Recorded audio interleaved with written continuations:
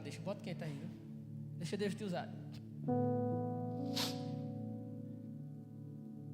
Coisa boa é sentir a presença de Deus. Se você não consegue se rasgar e se prostrar e conseguir liberar o máximo, cara, começa a fazer isso. Porque o louvor que você entrega a Deus, Ele devolve no mesmo instante com a presença dEle. E não tem mais nada gratificante, não há nada que consiga preencher o vazio das nossas almas, o vazio que há no nosso coração. Não há nada que consiga preencher, a não ser a presença do Senhor. E é maravilhoso poder ministrar louvores a Deus. E os ministros, não pense que é só quem está aqui em cima, não. O seu louvor Deus está recebendo. A Bíblia diz que o perfeito louvor ele chega ao trono de Deus como um cheiro suave às suas narinas. Então que você tenha a vida disposto a entregar o seu perfeito louvor. Às vezes é que nem o meu, né? Desafinado, arranhado e tal, mas é que nem aqueles irmãozinhos que cantam ruim, né? É para Deus. Não, para Deus tem que ser o melhor, o nosso melhor. Amém? Êxodo capítulo 19, verso 5. Na melhor versão do mundo. NAA. Vamos lá. Vocês vão olhar para o celular para quem tanto faz, né? Fiquem em paz. Agora, pois, se ouvirem atentamente a minha voz e guardarem a minha aliança, vocês serão a minha propriedade peculiar dentre todos os povos, porque toda a terra é minha. E vocês serão para mim um reino de sacerdotes. Repitam comigo, um reino de sacerdotes. Um reino de novo. Lindo. E uma nação santa. Amém? Feche os vossos olhos, curvem suas cabeças e vamos falar com o Pai mais uma vez. Senhor Deus, muito obrigado, Senhor, por mais essa oportunidade que Tu nos concede. Feche os olhos, irmãos. Alguém vai limpar ali. Se ligue no céu. Deus, muito obrigado, Senhor, por essa oportunidade que Tu nos concede de estarmos aqui mais uma vez, Pai. Muito obrigado pela primeira parte, Senhor, onde pudemos sentir a Tua presença de maneira extraordinária, Pai. E Te pedimos, Senhor, que não cesse, que não tenha cessado, Pai. Que a Tua presença ela continue e atinja cada coração que está aqui, Pai. E que ela seja uma presença, Deus, que abra os corações para o que vem de Ti, Deus. Então, Pai, fala aos nossos corações. Abre os nossos ouvidos e foca, Senhor, faz com que a nossa mente foque em Ti, para que sejamos melhores para Ti. Você pode aplaudir mais uma vez no nome do Senhor? Aplaude, declare, Tu és lindo, tanto, coisa boa é estar na Tua presença, Deus. Amém. Coisa boa.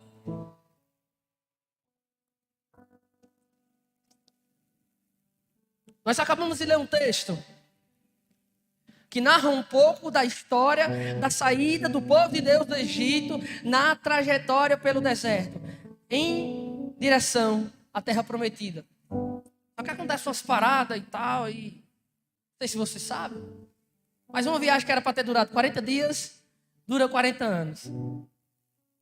Então, começa por aqui, uma das partes em que Deus começa a fazer uma nova aliança com o povo dele. Deus ele fala através de Moisés, diz: Moisés, traga o meu povo até o monte onde eu quero falar com eles. Porque a vontade de Deus não era só falar com Moisés ao povo. A vontade de Deus era ter uma comunicação direta com o povo. A vontade de Deus era não falar por intermédio de pessoas, era falar diretamente ao povo. E se você ler um pouquinho mais à frente, o povo ele tem medo disso, porque quando Deus começa a falar a trovões, a tremores, a fogo, a tudo, uma zoada ensurdecedora. E eles chegam e falam para Moisés: Moisés, faz o seguinte, vamos continuar do mesmo jeito que estava.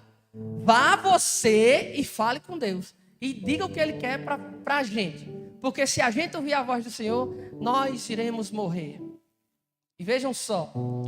Deus acaba de dizer: faremos uma nova aliança. Vocês serão para mim um reino de... Obrigado. Alguém falou aí no fundo. Mas repita todo mundo. Um reino de...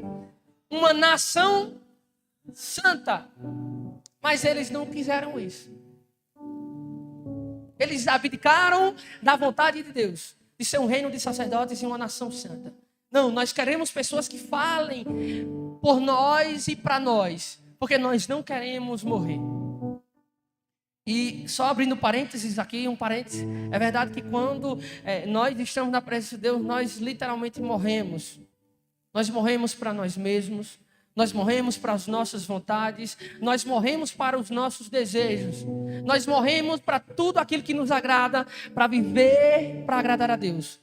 Porque não vivo mais eu, mas Cristo que vive em mim. E voltando um pouco aqui, estava até comentando com o Paulinho e tal, nós temos uma turma do Servant School aqui, que é a nossa escola de servos, tem uma galera maravilhosa, e se você ainda não faz parte, cara, você está perdendo. Você está perdendo demais. Nós temos algumas séries de classes aqui no Galpão que são fantásticas. Nós temos a escola de novos membros, que você vai entender a visão dessa igreja, desse ministério. Nós temos o Fundações, que você vai entender a nossa cosmovisão profética, a maneira com a qual nós enxergamos o mundo. Nós temos o Servant School, que é por que nós servimos, qual a importância de sermos sacerdotes e liderança ISAIS. Se você não faz parte de alguma dessas e quer fazer, entre em contato com a gente depois do culto. O aviso foi dado.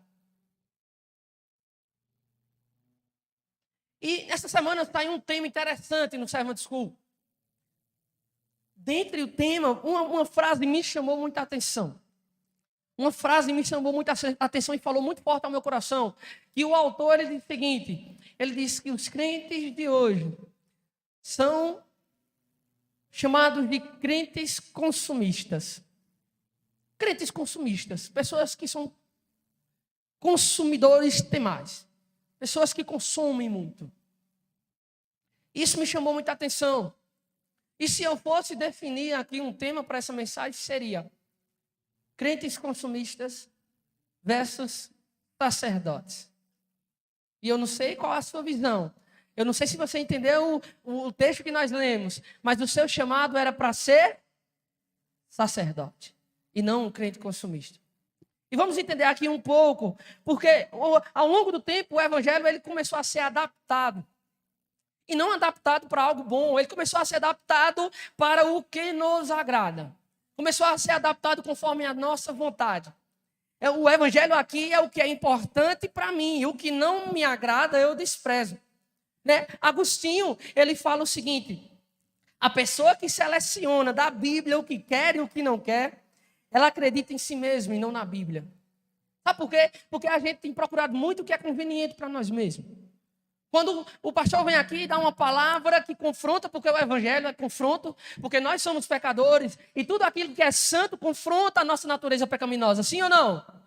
Aí quando vem um pastor, outra pessoa dá uma palavra aqui que confronta o que fazemos de errado, nós entendemos não como confronto, mas como uma afronta. E o evangelho, ele confronta, ele não afronta. Ele confronta os filhos, mas afronta os ímpios. Vocês entendem? O evangelho é isso, cara. É confronto eterno. Eu tenho certeza que o pastor ele é confrontado diariamente, assim que quando lê a palavra, eu sou confrontado diariamente, porque nossa natureza tende ao que é mal. Aí nós vivemos em um mundo hoje em que diz, você é cristão? Aí você fala, eu sou, ou eu mesmo e tal. Então você deve viver uma vida de santidade, né? Não, nem sempre. Né? O mentiroso ele não vai pulsar. Não, mas também depende da mentira, né? Não é toda mentira, né? Pelo amor de Deus. Né? Então, se você é cristão, não, você é contra o aborto, né? Um exemplo. Não, peraí, quem decide é a mulher, né? Não é ninguém mais, né? O corpo é dela. Tal.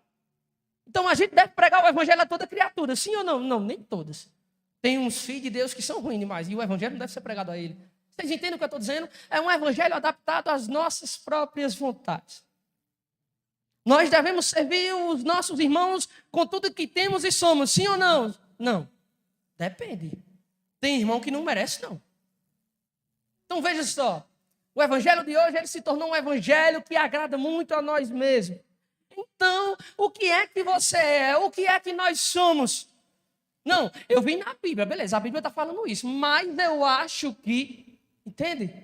A gente está adaptando o evangelho de Cristo que confronta o nosso pecado. O evangelho que confronta a nossa natureza. Nós estamos a fim de consumir o que é bom para nós. E o que não presta, nós desprezamos. O antropocentrismo, ele invadiu, infelizmente, a mentalidade das pessoas de hoje.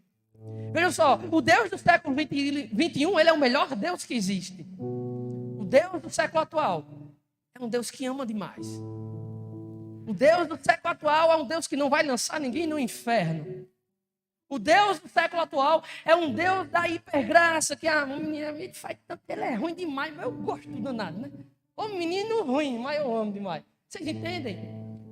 O Deus do século 21, ele é um Deus que se importa somente com os nossos desejos. O Deus do século 18, não. Na era medieval, não. O povo tinha medo de ir para o inferno. O povo tinha medo de fazer o que desagradava a Deus, porque sabia que Deus iria puni-lo. Mas hoje, o inferno, eu acho que está que nem a Lê Biscuit aqui em Santa Cruz. Ela vai fechar por falta de pessoas que frequentam lá. Está entendendo? O inferno, ele vai deixar de existir por falta de candidatos. Porque ninguém se acha mais merecedor do inferno. Ninguém vai mais para o inferno. Veja só o que o evangelho se tornou. É um evangelho que vai dar tudo o que eu quero, porque tudo aí é sobre mim, tudo é para mim. Irmão, eu vi um vídeo essa semana que um ladrão, antes de fazer um assalto, ele fez o sinal da cruz. Peraí, cara. Tá que nem o... Não vi, não. Tá que nem Nós somos cristãos protestantes, nós temos costumes, né? O católico, ele faz o sinal da cruz, ele se benze e tal. Mas tá que nem a Copa Evangélica que tem futsal. Os caras, antes de entrar no campo, eles botam a mão no campo, pisam com o pé direito e fazem o sinal da cruz e entram. É para tu, Deus. Está totalmente deturpado. Está totalmente deturpado. O meu Deus é o meu Deus, não o nosso Deus. É sobre mim, é sobre minhas vontades, é sobre o meu jeito, porque afinal, Deus, ele entende o meu jeito, né? Ele me ama demais e quer que eu viva para mim mesmo, ele quer que eu viva uma vida boa. Ele quer um evangelho voltado para o meu próprio bem. É isso que nós temos consumido hoje. Nós nos tornamos crentes consumidores, porque queremos consumir o que é bom para nós e não o que Deus quer para nós. Se nós começarmos a estudar os grandes homens do passado, por exemplo, Wesley, Edward, Spurgeon, os grandes missionários, né, Hudson Taylor, William Carey, Jonathan Goldford, nós vamos ver que essas pessoas tinham algumas coisas semelhantes. Por exemplo, eles tinham duas prioridades e duas metas em comum. As prioridades, a primeira era conhecer a Deus e a segunda era tornar Ele conhecido para todo mundo. Ele tinha algumas metas, que era crescer diante de Deus, crescer em temor, crescer em pacto, crescer em aliança, crescer no conhecimento, crescer na graça. Isso era a primeira meta deles. E a segunda era comunicar esse conhecimento a toda a terra. Mas o evangelho, ele foi deturpado ao longo do tempo. O antropocentrismo. Eita. Estou aprendendo demais. Eu convivo com o meu pastor. Não. Mas o mundo agora gira em torno de mim e não mais de Deus. O mundo gira em torno das minhas vontades. Sabe? Eu tenho que viver um evangelho que ele tem que me agradar. Certo? Eu não quero mais morrer. Eu não quero assumir a minha identidade de sacerdote. Porque não, eu quero que o pastor morra para mim. Sabe? Não, pastor, o senhor tem a obrigação de toda semana, nas quintas, no domingo, nas terças, nas sextas, o senhor tem que ter a obrigação de me dar gabinete. O senhor tem a obrigação de me trazer uma palavra diferente todos os dias. O senhor tem a obrigação de ter algo que Deus preparou para mim. Porque eu quero que você morra, eu não. Você tem que morrer para mim. Eu quero só consumir. Vocês entendem? O que o evangelho faz? O evangelho, ele confronta, ele não afronta. Ele afronta o ímpio, mas ele confronta os filhos. E se você veio para ser confrontado, dá um glória a Deus aí para eu saber se eu continuo ou não. Amém. Somos filhos. Vejam só. Precisamos assumir a nossa identidade de servos. Precisamos deixar de ser consumistas. Precisamos entender que aquilo que é pregado aqui, Deus revela aos nossos corações para que seja revelado à igreja. Se o pastor não me der gabinete, eu saio. A mensagem... Alguém chegou para mim certa vez e falou: Paulinho está pregando a mesma coisa toda vez. Aí eu disse: prepara a mensagem você. sabe? Ninguém mais quer morrer. Ninguém quer mais passar tempo, dedicar tempo, lendo a Bíblia, pesquisando, se matando, dedicando o tempo dele para Deus, para alimentar ovelhas, dedicando as prioridades dele, não a ele mesmo, mas ao reino. Ninguém quer mais passar tempo com isso. Ninguém quer gastar tempo com Deus. E, irmãos, para trazer essa mensagem eu levei tanta cipuada quanto você. Não é porque eu estou aqui, porque eu estou isento disso, não. Ela falou primeiro comigo. Aí eu digo, vou dividir a pizza também, que eu não sou besta, né? Irmãos, sacerdotes. A gente tem uma mentalidade sobre o que é sacerdote. Eu acho que quem é criança já assistiu algum filme ou quem leu a Bíblia, não sei, já pesquisou. A gente imagina que sacerdote seja uma pessoa de barba branca, bonita, com uma veste específica, com aquele negócio, aquelas pedras bonitonas no peitoral. Não é uma pessoa imaculada que sacrifica as coisas. Nós entendemos que isso é o sacerdote. Ou quem veio de uma cultura mais católica, né, apostólica romana, ele entende que sacerdote é aqueles caras celibados lá, que moram no Vaticano, que tal, né, que são celibatos e tal. Nós entendemos, temos a visão errada sobre o que é sacerdote. A visão de sacerdote ela foi deturpada ao mesmo tempo que o evangelho foi deturpado. Vamos entender hoje o que é ser um sacerdote. Vamos entender hoje o porquê devemos retornar à origem do sacerdócio. Vamos entender hoje que Deus nos chama para sermos sacerdotes dele. Irmãos, isso não é uma tarefa ruim. Isso é um privilégio. Você vai entender o privilégio que você tem. Você vai entender o privilégio da sua identidade. Porque a sua identidade não é o que você pensa sobre você, não é o que as pessoas definiram sobre você. A sua identidade é o que Deus estabeleceu para você desde antes de você nascer. Amém? É a sua identidade. Afinal, Ele nos criou, sim ou não? Você está comigo? Ele nos criou. Então, se Ele é o Criador, Ele define o que Ele quiser sobre nós. Então, irmão, sacerdotes. Eu vou me debruçar um pouco mais sobre isso, para entendermos, porque crentes consumidores nós já sabemos o que é. E afinal, não queremos ser crentes consumidores. Se somos, deixaremos de ser agora. Vamos assumir a nossa identidade de sacerdote. E o sacerdote ele tem algumas características intrínsecas à sua natureza. Deus, desde o início, que chamou o seu povo e o separou para si, ele fez a promessa a Abraão e reforçou a Isaac e reforçou mais ainda a Jacó, que se chamava Israel, e disse, vou pegar vocês e transformarei vocês em uma grande nação. E durante o processo de saída do Egito até a terra prometida, Deus estabeleceu o sacerdócio. Ele queria que todos fossem sacerdotes, que Israel fosse uma nação de sacerdotes, uma nação santa. Mas Israel abdicou disso. Vamos entender agora do que Israel abdicou. Do que Israel, o povo de Deus, deixou de fazer parte. Mas que nós não deixaremos. Mas que nós iremos assumir nossa identidade de sacerdote. O sacerdote ele carrega consigo 3 características. A primeira é que os sacerdotes eles ministram ao Senhor, aos santos e ao mundo. Coloca por favor aí Atos capítulo 13, versículo 1. Os sacerdotes, eles ministram ao Senhor, ministram aos santos. Quem são os santos? Somos nós. Os santos somos nós. E ao mundo, que é todo aquele que está fora da santidade de Deus. Está fora desse ambiente maravilhoso. Não é o cara que está ali fora, não. É o cara que não quer, não faz parte desse ambiente ao qual nós estamos. Atos capítulo 3, verso 1. Preste bem atenção. Havia na igreja de Antioquia profetas e mestres. Barnabé, Simeão, chamado Níger, Lúcio de Cirene, Manaém, que tinha sido criado com Herodes, o tetrarca, e Saulo. Enquanto eles estavam adorando o Senhor e jejuando, preste atenção, enquanto eles estavam adorando ao Senhor, isso é ministrar, e jejuando, o Espírito Santo disse, separem-me agora, Barnabé e Saulo, para a obra a que os tenho chamado. Então, jejuando e orando e impondo as mãos sobre eles, os despediram.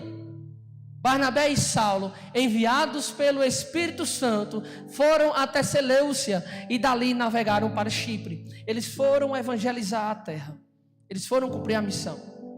Então, no texto, irmão, que a gente acabou de ler, a gente vê 3 níveis distintos de ministério sendo exercido pelos irmãos da igreja em Antioquia. Nós vimos aí o ministério onde eles ministravam ao Senhor, eles adoravam a Ele, eles jejuavam, eles estavam orando, eles estavam ministrando ao Senhor. Nós vimos que eles ministravam uns aos outros através da ministração profética que foi dada, porque Deus revelou ali e eles profetizaram sobre Saulo e Barnabé. E nós vimos que eles foram ministrar aos perdidos, quando Paulo e Barnabé são enviados a pregar o Evangelho. Então, a primeira característica do sacerdote é que nós ministramos ao Senhor, aos santos, a nós mesmos e aos que estão no mundo. E sabe, a igreja de Antioquia, ela faz uma escala de prioridades. Preste bem atenção para você não confundir e dizer que eu estou falando heresia aqui. Não há nada mais importante do que ministrar ao Senhor. Não há nada mais importante do que adorar ao Senhor. Não há nada mais importante que isso. Sabe? Essa foi a função que Deus deu a Adão, quando Deus criou Adão. Mas durante o processo, Adão fez umas paradas que não gostou, que não agradou a Deus. E dali para frente, toda a natureza humana ela foi mudada. O processo de Adão fez com que o propósito de Deus fosse mudado, fosse deturpado. A salvação, preste atenção nessa frase. A salvação não é um fim em si mesmo. Ela é um meio, é uma maneira de nos devolver ao propósito primário da comunhão e intimidade com o Pai. Você é salvo, isso não é o final. A salvação é um meio que Deus estabeleceu para que você retorne à origem com Ele. Para que você retorne à comunhão e intimidade com o Pai. Você não é salvo por ser salvo. Você não busca a salvação por ela só. Você busca a salvação para que você seja íntimo de Deus novamente. Porque a queda do homem nos tirou isso. E cara, coloca por favor Marcos capítulo 12, do verso 30. Para a gente entender um pouco mais a fundo. Porque há uma diferença entre ministrar a Deus, os santos e ao mundo. Vejam só. Isso é Jesus falando. Ame o Senhor seu Deus de todo o seu coração, de toda a sua alma, de todo o seu entendimento e com toda a sua força. E o segundo é: ame o seu próximo como você ama a si mesmo. Veja só aí. Ame o seu Deus com toda a sua força, entendimento, alma, coração.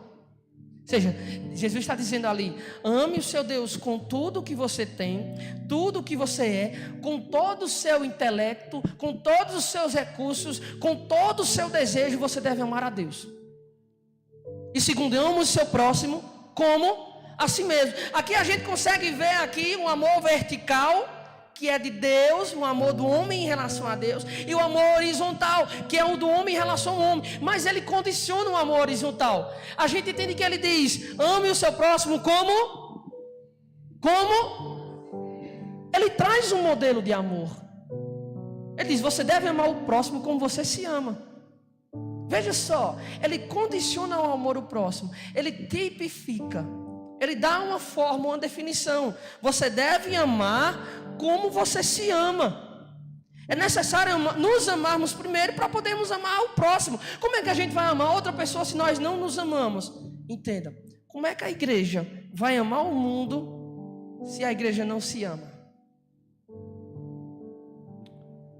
Como é que a igreja vai pregar o evangelho se ela não ama os próprios irmãos? Se ela não se ama? Como é que a igreja diz que ama o próximo lá fora, mas se não ama o seu irmão que está aqui dentro? Como é que nós podemos ser uma igreja que dizemos categoricamente e abrimos a boca: não, nós amamos e tal, mas se nós odiamos o nosso mais próximo ainda, se nós temos coisas contra uns em relação aos outros? Sabe, olha, Paulo fala lá em Gálatas capítulo 6, no versículo 10. É necessário nos amarmos primeiro. Ou ele fala, então, enquanto temos a oportunidade, façamos o bem a todos, mas principalmente aos domésticos da fé. É necessário fazer o bem a todos, mas façamos principalmente aos nossos irmãos, aos nossos compatriotas, aos nossos mais chegados, aquele que compactua da mesma nossa fé.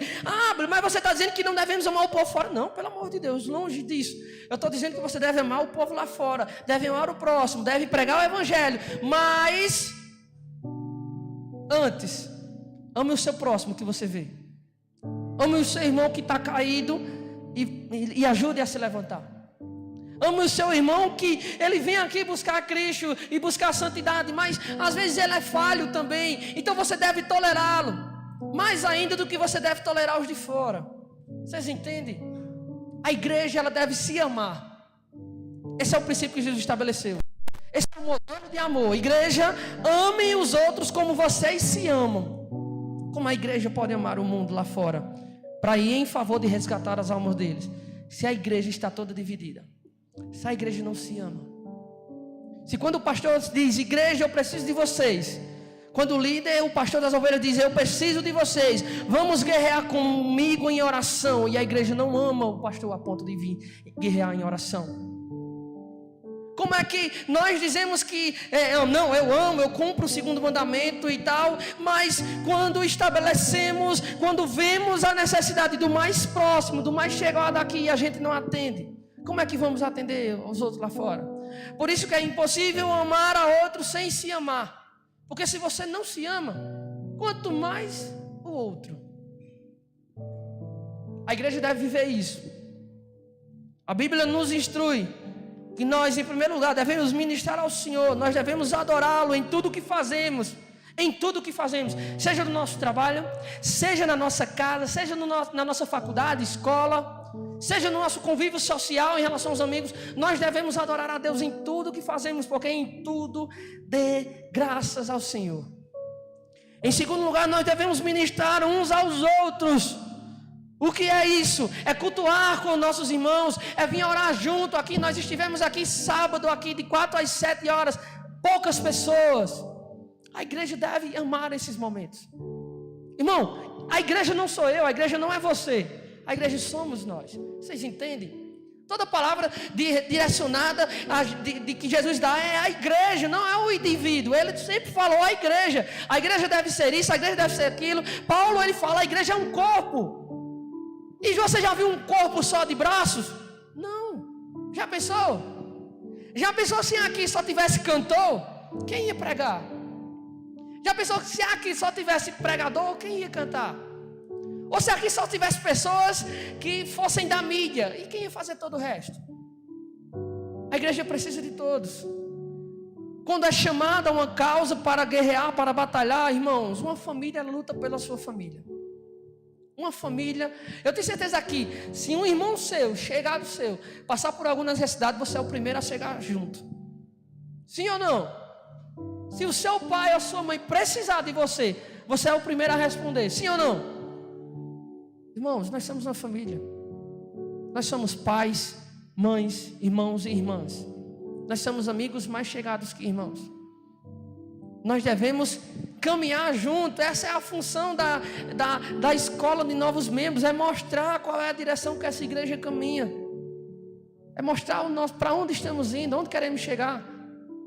Você só vai fazer parte de uma comunidade, de uma família, se você caminhar junto com ela. E por último, ele fala que os sacerdotes, eles ministram aos perdidos. Eles pregam o evangelho. Bill, eu não sei pregar o evangelho. Eu não sou que nem Moisés. Minha língua é pesada. Irmãos, olha que coisa fantástica. Você não precisa saber pregar o evangelho por enquanto. Você precisa convidar pessoas. Você precisa convidar pessoas. Sabe por quê? Porque Deus levantou pessoas que pregam o evangelho neste ambiente. Qual a sua função? Convide os perdidos até este ambiente. Vejam só que coisa fantástica. Deus, Ele me deu uma função, é um mandamento. Indo pelo mundo, preguem o evangelho. Ai Deus, isso é pesado, eu sou tão tímido, eu sou tão vergonhoso, eu não sei o que falar, como falar, na hora que falar. Eu não sei a quem falar, eu não sei na situação, ocasião, eu não sei. Olha que Deus bom. Ele preparou pessoas que comunicam o evangelho. Só basta eu convidar. Olha que coisa simples. Quem ama essa família? Veja só. Nós temos uma meta. Nós temos uma meta grande, que é em 5 anos sermos 1.500 pessoas, 1.500 loucos aqui por Jesus, 1.500 pessoas que têm uma cultura da verdadeira adoração, 1.500 pessoas que vêm à casa de Deus para serem confrontados e não afrontados, 1.500 pessoas que vão mudar um contexto de uma cidade, 1.500 pessoas que vão pregar o evangelho, 1.500 pessoas que serão missionários, 1.500 pessoas que serão profetas, que serão ministros de Deus, 1.500 pessoas que vão mudar uma cidade, um estado, um país, que vão mudar famílias. Queremos ser 1.500 pessoas, 1.500 sacerdotes em 5 anos. E como vamos chegar até lá? E aí, Abel, como é que eu vou evangelizar o povo? Eu não sei. Convida. Sabe, abrindo um parênteses aqui, faça um desafio para o próximo domingo. Pregue um evangelho para uma pessoa até domingo. Fale de Deus para ela. Você se desafiaria a isso? Você se desafiaria a dizer, não, eu vou assumir minha identidade que Deus tem para mim de sacerdote e vou pregar o evangelho a uma pessoa até domingo? Ou se você não quiser pregar, se desafie a convidar uma pessoa para vir para aqui até domingo? Se desafie, não, vou estabelecer como meta. Assim como nós estabelecemos meta, não, daqui a 2 anos eu tenho que ter isso aqui. Quando a gente está precisando do emprego, a gente corre atrás, vai lá, bate nas portas, procura. Quando a gente quer passar na faculdade, a gente estuda, se dedica. Quando a gente quer alguma coisa, nós fazemos a parada acontecer. Se desafie a isso, a convidar uma pessoa. Cara, nós estávamos em um culto de ação de graça do nosso irmão John, da nossa irmã Fátima ali. Sexta-feira foi fantástico. Não foi por um carro novo que eles compraram, não foi por uma mansão nova que eles construíram, não foi porque o filho deles passou na melhor faculdade do Brasil, não foi porque eles ganharam na Mega Sena, não sei, não. Sabe por que eles fizeram um culto de ação de graças? Para quem não foi? Foi porque a salvação chegou na casa deles. Olha que fantástico. Você quer que a salvação chegue na sua casa? Se desafie a isso. Convide. Traga a sua casa até a presença do Senhor, que a salvação vai chegar. Foi necessário um convite, sim ou não, Fátima? Foi necessário um convite, muita insistência. Foi necessário ela estabelecer uma meta. Minha casa, eu e minha casa serviremos ao Senhor. Se você tem um irmão, um pai, uma mãe, um tio, uma tia, que você vê que precisa do Senhor, se desafie a convidá-lo até a presença do Senhor, irmão. Só assim você e a sua casa servirão ao Senhor. Que prazer maior do mundo. Que felicidade. Ele disse que Fátima contando, ela dizia, oxe, todo mundo que eu conheço dizia, duvidava João se converter. Eu duvido, tá, isso é mentira, isso vai durar pouco tempo. Irmão, João aceitou Jesus 8 vezes lá no retiro. Esse homem se converteu para a vida toda.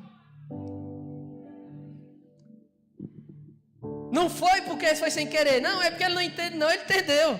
É porque ele achou isso, não, um culto é pouco para aceitar Jesus, eu preciso de mais. Irmão, se desafie a convidar alguém, convide alguém da sua casa, algum amigo seu para estar na presença do Senhor, irmão, é um tesouro que você encontrou. Essa é a sua função como sacerdote. A segunda coisa, eu pensei que estava com água. Vou ser breve, tá? As horas se passam. Sacerdotes intercedem. Sacerdotes, eles intercedem. E sabe, a intercessão ela é o ponto alto da vocação da igreja. A intercessão ela é um serviço integralmente sacerdotal. Eu falei um pouco antes aqui que Paulo ele diz que a igreja é um corpo, tem várias funções, mas a intercessão ela faz parte do corpo todo. Uns são chamados para pregar o evangelho, uns são chamados para serem mestres, para serem profetas, para serem pastores, para serem apóstolos. Uns são chamados para estar na mídia, outros são chamados para estar aqui no louvor, para ser ministro de louvor. Mas todos são chamados para interceder. Todos são chamados para o ministério da intercessão. E cara, todos podem e devem interceder. Tiago capítulo 5, verso 16, ele diz: orai uns pelos outros. E olha, a intercessão ela não é a batalha contra o diabo, não. A intercessão é uma batalha por pessoas. A intercessão é uma batalha por pessoas. Se a gente tentar definir o que é intercessão seria se colocar no lugar do outro. É batalhar pela causa do outro. Isso é o ministério da intercessão. É a prática do amor ao próximo. Sabe, o sacerdote, se a gente começar a olhar o Antigo Testamento, ele é a conexão entre o céu e a terra. Eles são intercessores. A igreja não intercede, ela é intercessora. É a natureza da igreja a intercessão. Sabe, não é o que fazemos, é o que somos. E a intercessão é o ocupar um lugar entre Deus e uma situação. Aqui está Deus, aqui está uma situação. Você tem que estar no meio dela, intercedendo pela situação a Deus. Interceder é se colocar entre Deus e uma situação, entre Deus e uma pessoa. Coloca por favor Isaías capítulo 53, verso 12. Você vai ver qual foi a maior obra sacerdotal, que nem eu nem você, nem todos os heróis, os mártires, puderam fazer. Por isso eu lhe darei a sua parte com os grandes e com os poderosos. Ele repartirá o despojo, pois derramou a sua alma na morte e foi contado com os transgressores. Contudo, levou sobre si o pecado de muitos e pelos transgressores intercedeu. Veja só o que o nosso Jesus fez por nós. Ele intercedeu por nós. Foi um ministério que ele nos ensinou. Cara, e que fantástico isso. A obra da cruz, ela foi uma obra intercessória, foi uma obra sacerdotal. Jesus, ele veio ser um perfeito sacerdote. Ele veio mostrar como nós devemos exercer a nossa identidade, como devemos exercer o ministério. Cristo, ele se posiciona diante de Deus para interceder pelos homens, interceder pelo povo. É o papel da igreja também. Afinal, nós devemos ser imitadores de Cristo. Sabe, dois grandes exemplos que a gente acha. Acabei de ler o Antigo Testamento, uma parte do Antigo Testamento, o Pentateuco. Então, dois grandes exemplos que eu consegui ver de intercessores. O primeiro foi Abraão. Pai Abraão estava lá de boa. Aí Deus fala: eu vou ali tucaiar Sodoma e Gomorra, porque estão me fuxicando muita coisa de ruim deles. Então eu vou lá andar de boa. Aí Deus vem à terra com mais 2 anjos, que ele não anda só. Aí ele vai lá. Eu imagino Deus andando para ir para Sodoma e Gomorra, e no meio do caminho disse: oxe, eu vou dar uma passadinha lá em Abraão. Parece que ele tem um cabrito para fazer para mim. E Deus vai e passa lá em Abraão. E vejam só, ontem nós estávamos na reunião de casais. Foi fantástico, irmão. Eu sei que crente come muito, e eu tirei a prova daí, mas eu também achei um exemplo na Bíblia. Deus, ele come muito. Abraão, ele faz um cabrito para Deus, e Deus come o cabrito sozinho. Meu irmão, você sabe o que é comer um cabrito? É muita comida. O cabrito é maior que um cheetos, Amanda. E Deus comeu o cabrito. É por isso que crente não é para imitar ele, né? Não é para imitar Cristo. Por isso que todo crente come muito. Irmão, tinha carne demais ontem. Era a gente. Eu passava a mão no ouvido, eu tirava taco de carne assim. Foi carne. Era a gente tupido e assando carne lá, na reunião dos casais. Quem não está indo, está perdendo. E Deus, que ele comeu o cabrito, e ele diz: eu vou lá em Sodoma e Gomorra. Aí começa uma parada interessante. Abraão começa a interceder a Deus pelos justos de Sodoma e Gomorra. É tanto que ele começa uma continha. Se tiver 50, 40, 30, 20, 10, 1. Se tiver um justo lá, será que o Senhor não pouparia Sodoma e Gomorra? E Deus fala, se tiver um justo lá, eu não faço isso. E ali foi o primeiro exemplo de ministério de intercessão que nós temos, é Abraão. Ele intercedeu pelos justos que haviam em Sodoma e Gomorra. Ele intercedeu. Mas será que Deus não sabia disso? Será que Deus sabia, sim ou não? Sim. Será que ele sabia que Abraão iria interceder pelos justos? Sabia.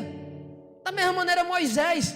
Cara, você começa a olhar a história de Moisés. Moisés foi o cara que mais intercedeu por pessoas. E por um povo ruim. Ruim. Aqueles crentes chatos.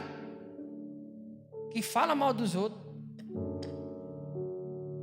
Se come na casa dos outros, fala mal. Se o pastor traz uma mensagem aqui revelada pelos céus e pá, que uma teoria doida que ninguém nunca viu e pá, o negócio ele fala, mas não é isso tudo também não. Tem aquele povo chato. O povo de Deus era tudo assim. E toda vez Deus irado falava para Moisés, eu vou destruir esse povo, aí o povo vai morrer tudo queimado, eu vou fazer a terra engolir eles. E Moisés, não faça isso não, Deus, pelo amor de Deus.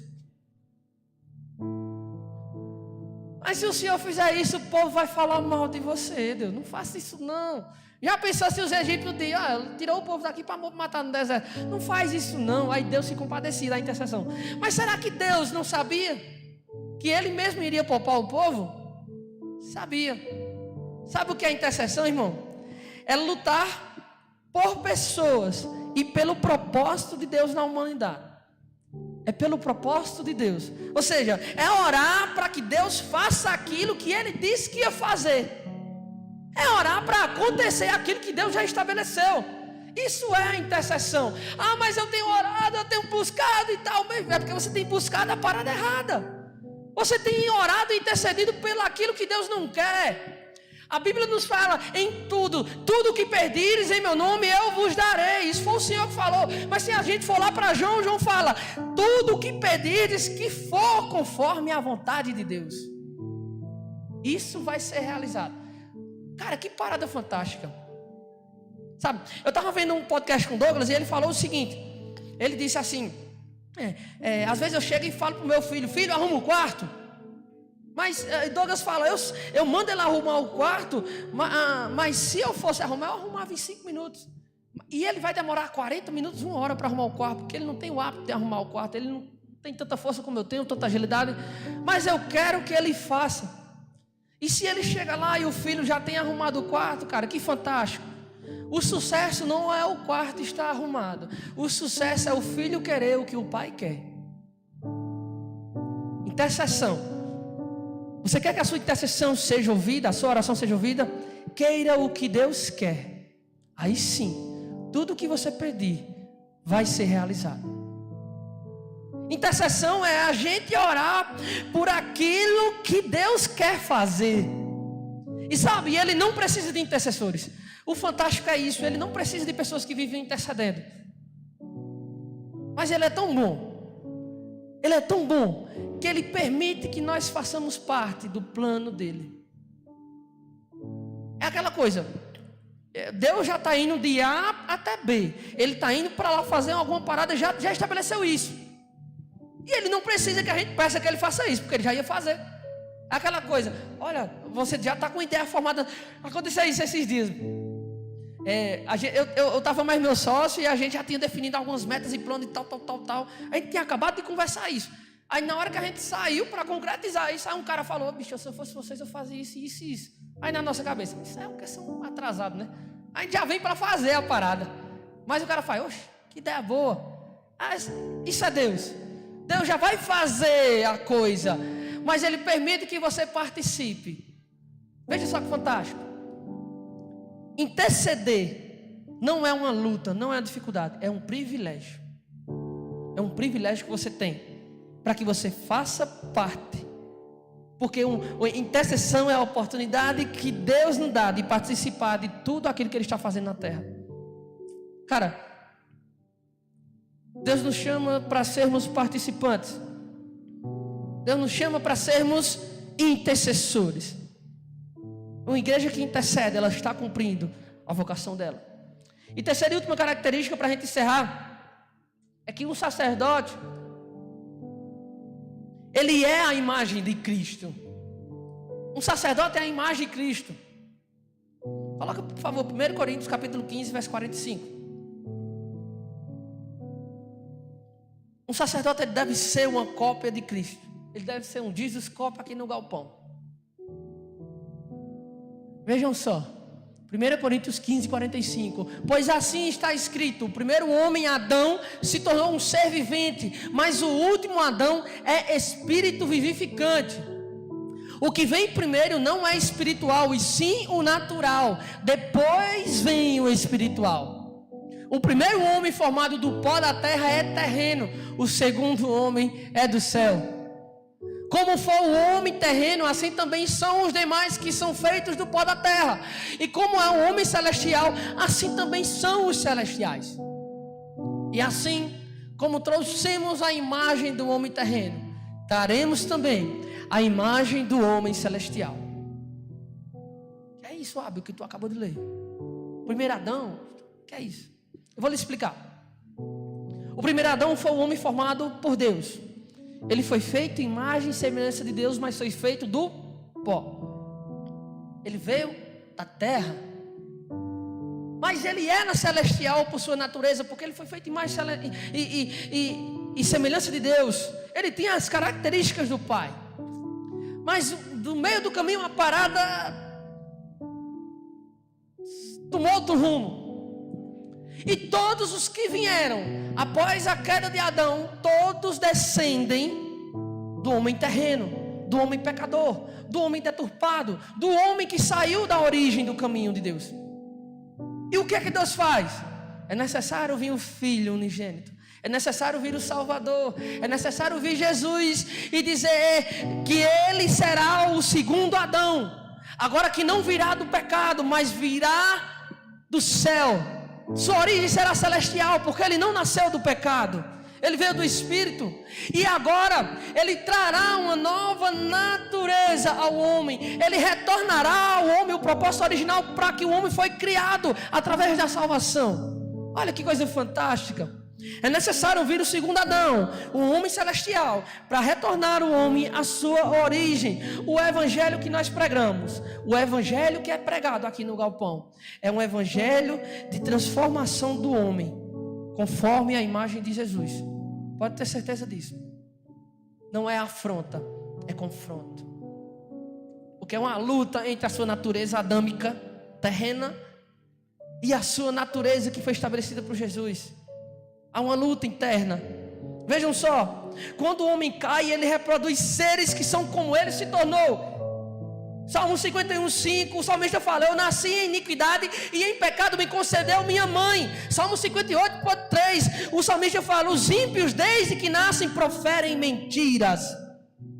Nascemos em pecado, porque nos tornamos semelhantes ao primeiro Adão.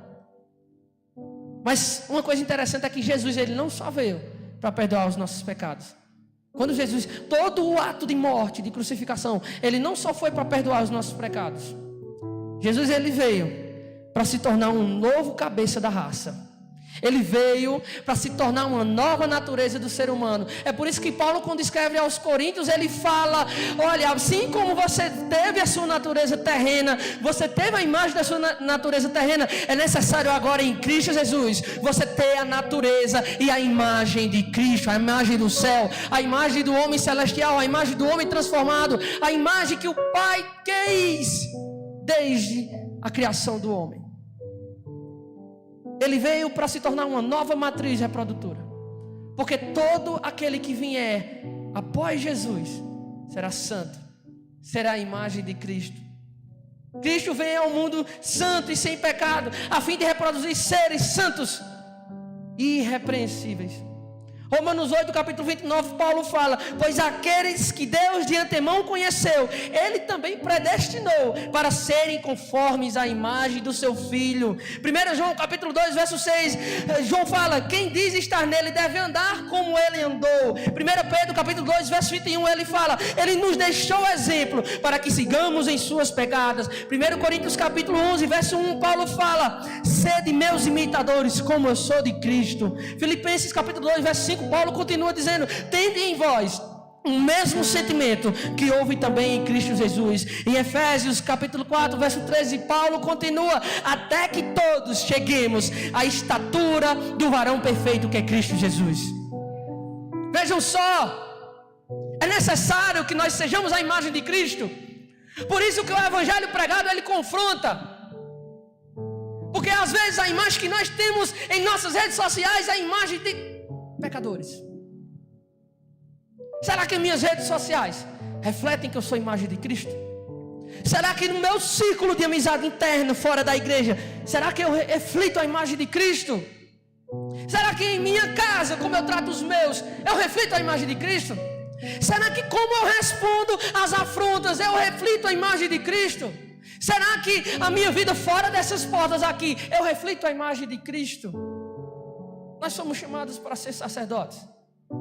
Nós fomos chamados para ser a imagem de Cristo aqui na terra, velho. E sabe, o evangelho, ele nos transforma na imagem de Cristo. O evangelho tem esse poder de transformar o homem conforme a imagem de Deus. Somos sacerdotes porque Cristo é o sumo sacerdote. Como está a nossa imagem? O que é que eu tenho sido aí fora? O que é que eu tenho sido aqui dentro quando ninguém está vendo? Somos ministros de Deus. Fica de pé. Estou encerrando. Somos ministros. Somos sacerdotes. E se hoje você... Paulinho vai orar para você agora.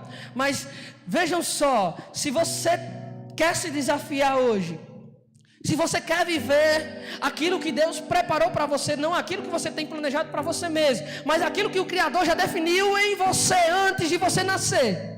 Se você quer ser tudo aquilo que o Pai quer que você seja, faça um desafio a si mesmo. Assuma a identidade de sacerdote. Assuma a identidade de servo. Um sacerdote, ele ministra. Um sacerdote, ele ministra ao Pai, ele ministra aos santos, ele ministra ao mundo. Um sacerdote, ele é intercessor. Um sacerdote é a imagem de Cristo. E se você hoje quer se desafiar, faz essa oração ao Pai. Faz um acordo com Ele. Hoje eu vou ser diferente. Hoje eu quero assumir uma nova identidade. A identidade é original do plano de Deus. Ela é nova para a minha natureza pecaminosa, mas ela é a natural para Deus. Feche os teus olhos.